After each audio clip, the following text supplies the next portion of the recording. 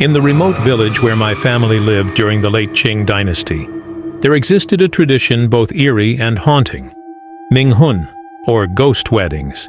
It was believed that if a family's ancestral tombs included a solitary, unmarried grave, it could cast a shadow of misfortune over the descendants. This practice was rooted in the belief that an unsettled spirit, without the companionship of a spouse, would cause unrest and bring bad luck to the living relatives. To ensure prosperity and peace for future generations, families would arrange marriages between the living and the deceased. These ghost weddings were more than just rituals. They were a reflection of the rural Chinese culture at the time, deeply influenced by a blend of Confucianism, Taoism, and folk beliefs. The fear of ghosts and the desire to maintain familial harmony were powerful motivators, pushing families to take desperate measures. My great-aunt May's tragic involvement in such a ceremony became a somber tale passed down through generations, serving as a chilling reminder of these ancient customs. May, at 17, was known in the village for her quiet beauty and kind nature. Her family, however, was ensnared in the relentless grip of poverty. Her father, a stoic farmer, toiled endlessly in the fields, while her mother, though frail, managed their modest household with unwavering determination. Despite their best efforts, they could barely make ends meet. The Liang family, on the other hand, was wealthy and influential. Their son, Liang, had been frail from birth and had succumbed to illness just after his 25th birthday. A respected monk had prophesied that Liang's restless spirit could find peace and potentially be reborn if he were married to a living bride. Desperate to secure their son's spiritual well-being, the Liangs offered a substantial dowry to any family willing to marry their daughter to the deceased Liang. May's parents, facing insurmountable debt and seeing no other way out, reluctantly agreed to the arrangement. They were deeply conflicted, torn between their love for May and their dire financial situation. Their decision, driven by necessity, would irrevocably alter May's life. The night of the wedding was shrouded in a darkness that seemed to swallow the very stars. In the dead of night, May was led to the Liang family's ancestral hall, a place rarely visited even in daylight. The hall was an imposing structure, filled with the shadows of countless ancestors watching from their framed portraits, their eyes seemingly following May as she entered. Only close family members and the old shaman were present, their faces partially hidden in the dim light. The shaman, a stooped figure with age-worn robes, began to chant in a language that felt ancient, almost primordial. His voice was a low rhythmic murmur, rising and falling like the breath of the earth itself. The air grew thick with the pungent aroma of incense, swirling around May in ghostly tendrils. May, draped in a traditional red wedding gown, stood trembling. Her face was obscured by a delicate veil, but beneath it, her eyes darted nervously around the room. The fabric of the gown was heavy, each embroidered symbol feeling like a chain linking her to the spirits of the past. The flickering candlelight cast eerie shadows on the walls, shadows that danced and twisted like restless souls. As the shaman's incantations filled the room, May risked a glance at her parents. Her father's face was a mask of sorrow, his eyes downcast. Her mother, pale and trembling, clutched her shawl as if it were a lifeline. Their decision, driven by desperation and the lure of the dowry, weighed heavily on them. May could see the guilt in their eyes, the unspoken apology they could never voice. The rituals continued, each step more unsettling than the last. The shaman drew symbols in the air with a branch of sacred wood. Each motion deliberates and filled with a power May could almost feel.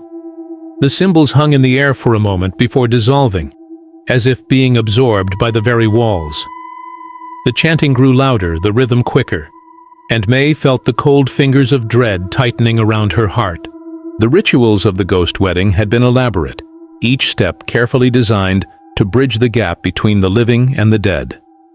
During the ceremony, the shaman had prepared offerings of rice, incense, and paper effigies, all meant to appease the spirits. These were burned in a brazier, their smoke curling upwards as if carrying the prayers to the heavens. The shaman had drawn symbols on the ground with sacred chalk, each one imbued with ancient power. May had been instructed to step within these symbols, each step a binding act, a further entrenchment into the ritual. At one point, the shaman had taken a lock of Mei's hair, tying it with a red string to a similar lock of Liang's hair, taken from his preserved remains. This, the shaman had explained, would ensure their spirits were entwined. Throughout the ceremony, Mei's mind was a storm of emotions. She felt like a leaf caught in a gale, powerless and adrift. Fear was the strongest, a gnawing, insidious force that threatened to consume her. Her thoughts raced, darting from one terrifying possibility to another. She had heard the whispers about ghost marriages her entire life, stories of spirits bound to the living, of brides haunted until their dying days. But nothing had prepared her for the reality of it. The cold, unfeeling rituals, the sense of being an offering rather than a bride. Her dreams of a simple, happy life seemed so distant now, like something from another world. She had once imagined marrying a kind, living man, building a home filled with laughter and warmth. Those dreams were now shattered, replaced by the bleak, chilling reality of her union with a ghost. Each chant from the shaman, each flicker of the candlelight, deepened her sense of foreboding. The shadows on the walls seemed to move with a life of their own, twisting into grotesque shapes that mocked her plight. She felt a cold sweat on her skin, a physical manifestation of her inner turmoil. Her pulse raced, each beat a desperate cry for escape. As the final incantation was uttered, Mei felt a profound sense of dread settle over her. It was as if the very air had changed, thickened with the weight of the ritual. She was now bound to Liang, a spirit she had never met in life, but would now be forever tied to in death. The realization was almost too much to bear. She swayed on her feet, her vision swimming with tears that she dared not shed. The ceremony concluded with a final, echoing chant. The shaman's voice fell silent, leaving a heavy, oppressive quiet in its wake. Mei stood there, a bride in a wedding that defied all natural order, her mind a cacophony of fear, sorrow, and a faint, desperate hope that somehow this nightmare would end. But deep down, she knew. This was just the beginning. After the ceremony, Mei was led to the bridal chamber, a room deep within the Liang family mansion, a place seldom visited by the living. The room felt more like a crypt than a bedroom, its air thick with the musty scent of age and decay. The flickering light from the candles cast long, eerie shadows that seemed to dance on the walls, mocking her plight. The chamber was adorned with ancestral portraits, their eyes following her every move, a silent chorus of judgment. An ancient wooden bed stood against one wall, draped in rich red silk that seemed out of place in the gloomy surroundings. The heavy curtains on the windows were drawn tight, sealing out the world and any hint of moonlight. The room was oppressive, the silence almost deafening. Mei's parents, along with Liang's parents, stood at the doorway, their faces etched with a mix of sorrow and resignation. They offered no words of comfort, no solace for the path they had set her on. The shaman, now a shadowy figure in the corner, muttered final incantations, his voice a low rhythmic drone that sent shivers down Mei's spine. As the adults exited, the door closed behind them with a final resounding thud, leaving Mei alone in the darkness. She stood for a moment, trying to gather her thoughts, trying to find some semblance of courage within her trembling frame. She approached the bed, her legs heavy, her heart a frantic drumbeat in her chest. With a deep breath, she lay down, the cool silk sheets brushing against her skin.